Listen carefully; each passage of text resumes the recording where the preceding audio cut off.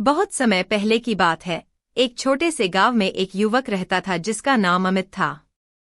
अमित एक गरीब किसान था, लेकिन उसके दिल में अच्छाई और दया की भावना गहराई से बसी हुई थी। वह अपने पड़ोसियों की मदद करने के लिए हमेशा तैयार रहता था, चाहे उसकी अपनी स्थिति कितनी भी कठिन क्यों न हो। गांव में एक वृद्ध महिला, जिसे सभी दादी कहते थे, बहुत ही बीमार और असहाय थी। उसके पास कोई संतान नहीं थी और उसके पास पर्याप्त साधन भी नहीं थे। दादी की स्थिति देखकर गांव के लोग उसे भुला देते थे, लेकिन अमित ने हमेशा उसकी मदद की और उसे नियमित रूप से भोजन और दवा पहुंचाई। एक दिन जब दादी की तबीयत और भी बिगड़ गई, अमित ने उसे अपने घर पर बुलाया और उसकी पूरी देखभाल की।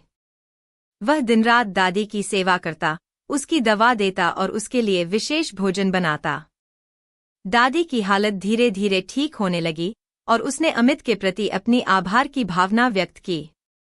एक दिन दादी ने अमित से कहा, बेटा, तुमने मेरी इतनी देखभाल की है, तुम्हारी यह अच्छाई और स्नेह कभी भुला नहीं जा सकता।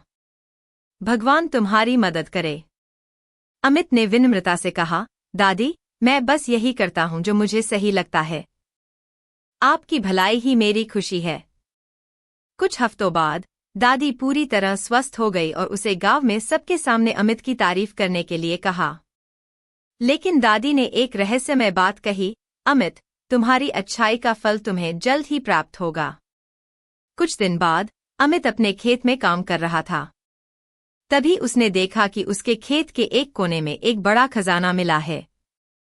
उसमें सोने की मुद्राएं, बहुमूल्य रत्न और हीरे थे। अमित ने उस खजाने को देखकर चकित हो गया। उसने सोचा कि यह खजाना उसके जीवन की मुश्किलें हल कर सकता है। अमित ने तुरंत खजाने को गांव के सरपंच को सौंपा और कहा, यह खजाना गांव के विकास के लिए है। हम इसका इस्तेमाल स्कूल, अस्पताल और सड़कें बनाने में कर सकते हैं। गांव के लोग अमित की इस अच्छाई से बहुत प्रभावित हुए और उसकी सराहना की। खजाने का उपयोग गांव के विकास में किया गया और गांव की स्थिति तेजी से सुधारने लगी। स्कूल और अस्पताल बने और सड़कें बनाई गईं। गांव खुशहाल और समृद्ध हो गया। कुछ समय बाद दादी ने अमित से कहा, देखो बेटा, तुम्हारी अच्छाई ने तुम्हारे जीवन को कितना समृद्ध कर दिया। भगवान ने तुम्हारे अच्छे कर्मों का प्रतिफल तुम्हें दिया है। अमित ने कहा, दादी, मुझे यह सब तुम्हारी दुआओं और भगवान की कृपा से मिला है।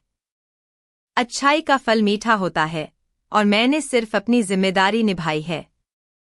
गांव के लोग अमित के प्रति बहुत आदर और प्यार महसूस करने लगे। उसकी अच्छाई और सच्चे दिल से की गई मदद ने उसे गांव में एक आदर्श बना दिया।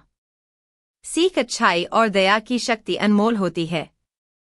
जब हम अपने कर्मों से दूसरों की मदद करते हैं, तो अच्छाई का फल हमें स्वयं भी मिलता है।